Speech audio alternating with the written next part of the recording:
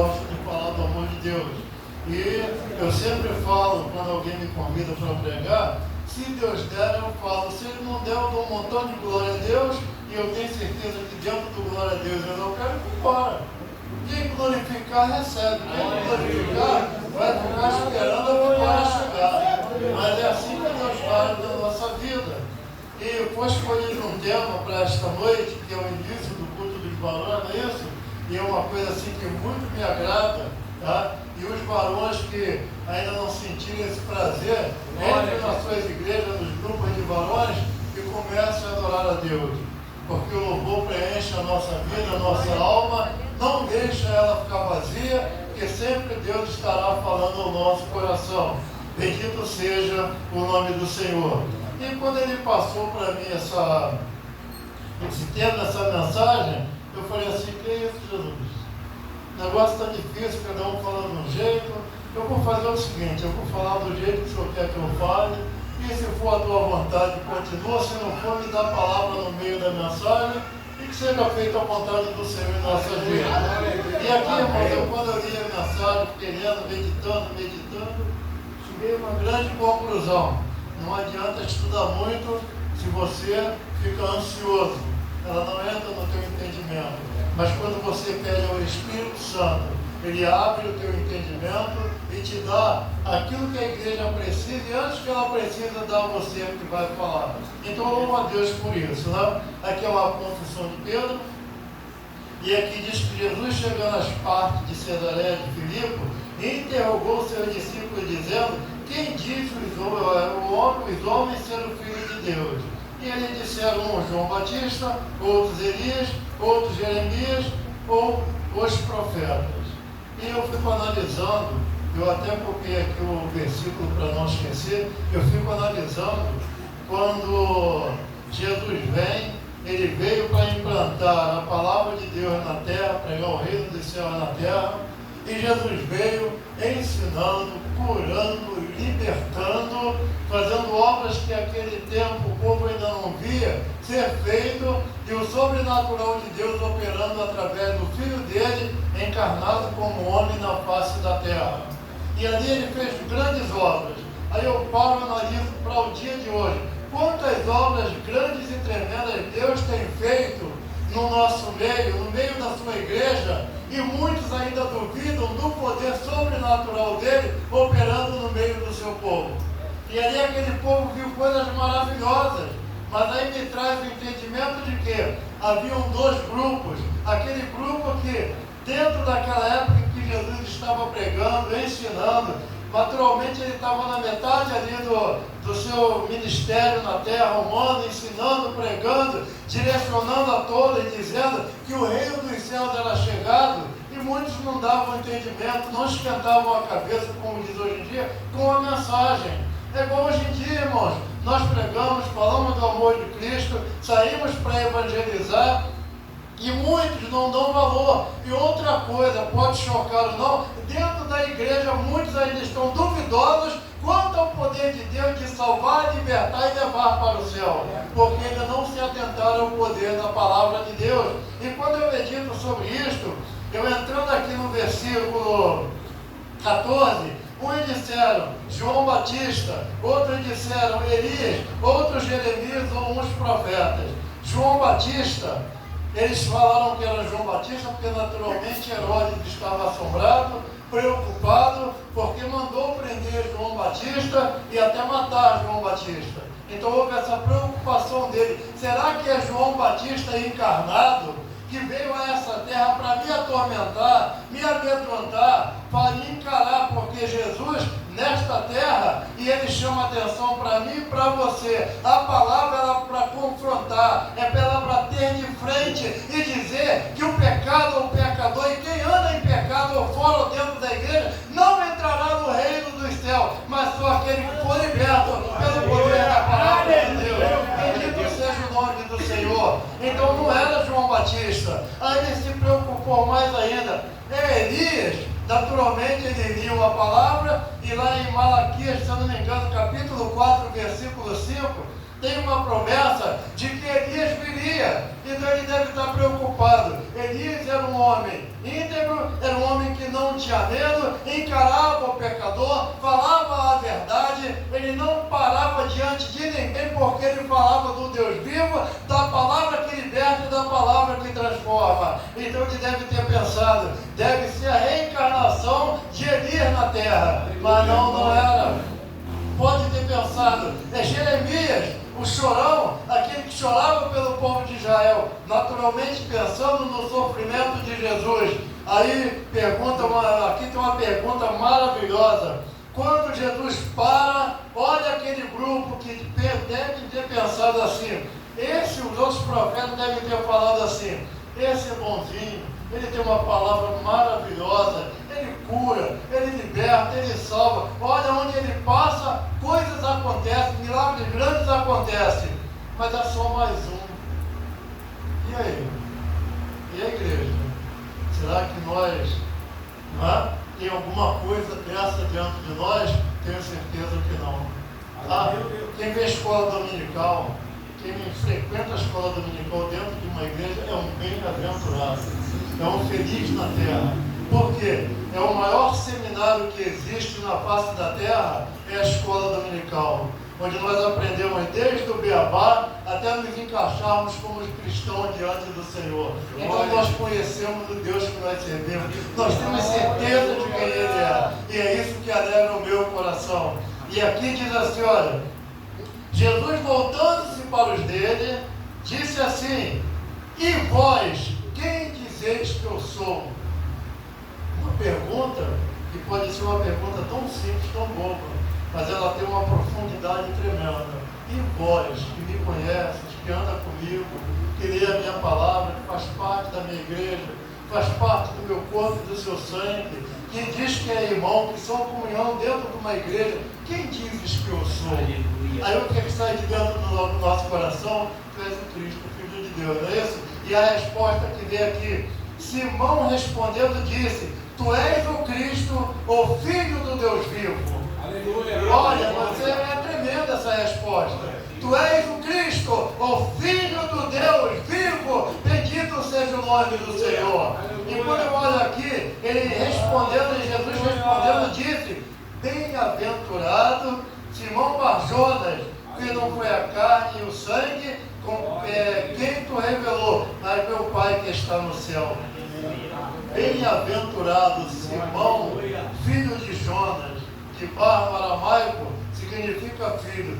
Bem-aventurado Simão Barjona, bem-aventurado Simão, filho de Jonas, que não foi a carne que te revelou, não foi do homem para o homem, não foi de humanidade para a humanidade. E quando ele fala isso, ele diz assim, olha, Pedro já devia estar entendendo, algo sobrenatural estava acontecendo. E ele diz, quem te revelou? Meu Pai que está no céu, bendito seja o nome do Senhor.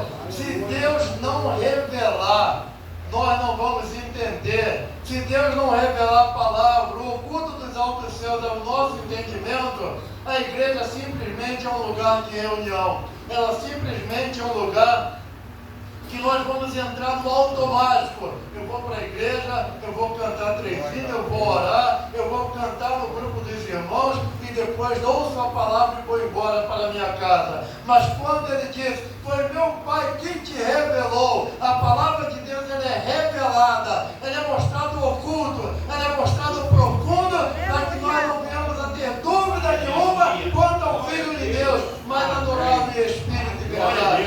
Louvado seja o nome do Senhor.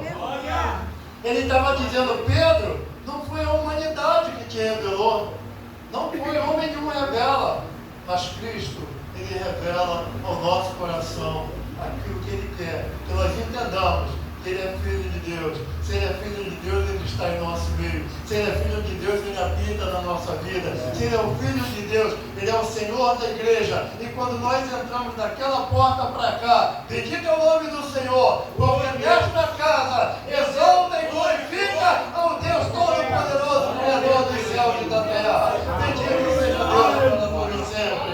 Louvado seja Deus. Aí, nós descemos um pouquinho. Pois eu também te digo que tu és Pedro, e sobre esta pedra edificarei minha igreja, e as portas do inferno não prevalecerão contra ela. E eu te digo que tu és pedra. Muita gente pensa que Pedro era pedra. Ali é a confissão de Pedro. É a revelação de Deus a Pedro. Então Pedro é pedra, enquanto aquela revelação está na vida dele. Aí ele é pedra, mas a nossa pedra verdadeira, a pedra angular, a pedra de esquina, se chama Jesus, o Filho de Deus. Louvado seja o nome do Senhor. E quando ele diz sobre esta pedra, ele edificaria a minha igreja, e as portas do inferno não prevalecerão contra ela, eu entendo o seguinte: nós, quando lemos esta palavra, temos no nosso entendimento que o diabo vai vir com todo o seu exército de anjos caídos, tudo que não presta contra a igreja. Irmãos, eu tenho um entendimento aqui, eu meditei muito sobre isso. As portas do inferno não prevalecerão contra ela. Aí o 19 diz: eu te darei a chave do reino do céu, e tudo que tu ligares na terra será ligado no céu, tudo que desligares na terra será desligado do céu. As portas do inferno não prevalecerão, porque as chaves do reino dos céus, eles te entregam nas mãos de Pedro. O que é a chave do reino do céu? A chave do reino dos céus é a palavra de Deus, irmãos. É aquela que vai abrir o nosso entendimento, vai abrir a nossa sabedoria, para o que o mundo ensina, para que o mundo tenta entrar dentro da igreja e ensinar, não prevaleça contra a igreja do Senhor. O apóstolo Paulo, ele lutou de todas as formas para que heresias não entrem na igreja, adoração a deuses estranhos não entre dentro da igreja. O apóstolo Paulo, de todas as formas, irmãos, o mundo está cheio. Antigamente a igreja ia buscar o mundo para ela, hoje ele está entrando na igreja, tentando arrebatar a igreja, mas a igreja de Cristo vivo permaneça sobre esta rocha viva, e o mundo não prevalecerá contra a igreja de Deus. Louvado seja o nome do Senhor. E quando ele diz assim: olha, as chaves do reino do céu, tudo que ligares será ligado no céu. Ligar, eu não estudei grego, né? Eu aprendo algumas coisas com quem sabe um pouquinho mais, eu louvo a Deus por isso. Ligar no grego é separar, é desligar, é tirar aquilo que está agarrado. E quando entra o reino dos céus na nossa vida, que é a palavra, ela vai tirar do nosso coração, da nossa mente, nosso entendimento, o pecado que nós colhemos no mundo, quando não éramos cristãos. E muitos ainda estão na igreja e, infelizmente, ainda olha para o lado do pecado e vê a maleta do Egito. Deixa essa maleta do lado, porque só entrará no reino do céu aqueles que tiverem lavado e liberto pelo sangue do Cordeiro. Louvado seja o nome do Senhor. E quando ele fala ligado, aquele que está ligado em Cristo pela palavra, aquele que está agarrado em Cristo pela palavra, aquele que está unido em Cristo pela palavra, as portas do inferno não vão ter domínio sobre ele, porque é uma ligação no céu. A palavra é vida na sua vida. Nem o diabo, nem ninguém pode atrapalhar a tua meta de ir ao céu, porque Cristo está reinando no teu ser. Louvado seja o nome do Senhor. Aleluia! Glória a Deus eterno. E quando eu leio isso, irmãos, que as portas do inferno não prevalecerão, aí quando é que ela vai prevalecer e o homem vai ser desligado? Quando ele não aceita a palavra, quando a palavra não entra no coração, quando a palavra não limpa o entendimento dele, ele vai continuar agarrado ao pecado, preso ao pecado, aí o inferno tem domínio sobre ele. Eu quero falar uma coisa para os irmãos: com o coração aberto, sem medo de errar, se nós bobearmos, todos nós, até ministério, se nós bobearmos nesta vida, o diabo nos laça e nos tira da presença de Deus. E nós que somos ligados ao Senhor, poderemos ser desligados e estar presos ao inferno. E eu falo isso com muita tristeza no meu coração. Hoje eu tive uma notícia de um presbítero que me ensinou, me mostrou a palavra, cuidou da minha vida até eu ficar firme na igreja, e infelizmente, ele, por dar ouvidos a sussurro de Satanás no seu ouvido, ele saiu da casa do Senhor. E saindo da casa de Deus, ele perdeu a sua salvação, porque ele morreu sem Cristo, sem Jesus, e num mundo decaído de uma tal forma que eu custei acreditar que uma pessoa que andou com Jesus, se alimentou da presença dele na sua vida, entrar num caminho desse. E nós temos que ter muito cuidado para que o inferno não prevaleça. Outra história, rápida essa, de do irmão firme na igreja, e esse irmão, de tanto pegar o seu celular e ver o que não interessa, o que não presta, ele acabou perdendo a família e acabou se destruindo. E alguém diz assim: isso é só jovem, é pequeno, é mais ou menos, é grande, é adulto. Se não vigiar, cai. Por isso Deus manda a gente vigiar para que não caiamos em tentação. A tentação vem, mas cair no pecado, isso é erro do homem e ele precisa ser liberto pelo poder da palavra de Deus. Louvado seja Deus para sempre. Vamos mais um pouquinho. E o que ligar no céu será desligado. Interessante uma coisa aqui: se a igreja, se Pedro, ele fosse a igreja do Senhor edificada nela, alguma coisa me diz aqui que hoje estaríamos mal. Hoje não teríamos firmeza, não teríamos a rocha firme para pisar, estaríamos pisando num atoleiro. Quando eu entro nessa parte aqui, ó, 21, deixa eu ver aqui, 21, 22. Pedro, tomando da parte, começou a repreendê-lo, dizendo: Senhor, tem compaixão de ti, de modo nenhum te acontecerá isso. Ele, porém, voltando-se, disse a Pedro: para trás de mim, Satanás, que me serve de escândalo, que não compreende as coisas que são de Deus, mas só as que são de homens. Já pensou se eu me firme em Pedro? Se eu me firme em Pedro, eu caio. Porque Pedro lá uma revelação profunda do Espírito de Deus. E mais um pouquinho à frente, Pedro, ele entra naquela de aconselhar ao nosso Salvador, aquele que viria para entregar a vida por nós. Que João 3,16 diz que Deus amou o mundo de tal maneira que deu o seu Filho unigênito, para que todo aquele que nele crê não pereça, mas tenha a vida eterna. E Pedro ali, sussurrado pelo inimigo do seu ouvido, ele vem com essa mensagem para Jesus. Aí me ensina aqui uma coisa: eu posso estar firme na rocha. Se eu não vigiar, o inimigo pode vir e me dar uma pernada e eu cair fora da presença do Senhor. Então é firmar na rocha, é firmar na palavra. Às vezes eu vejo as pessoas dizendo: eu não consigo entender a palavra nem guardar. Se não consigo entender, é porque precisa da ajuda do Espírito Santo.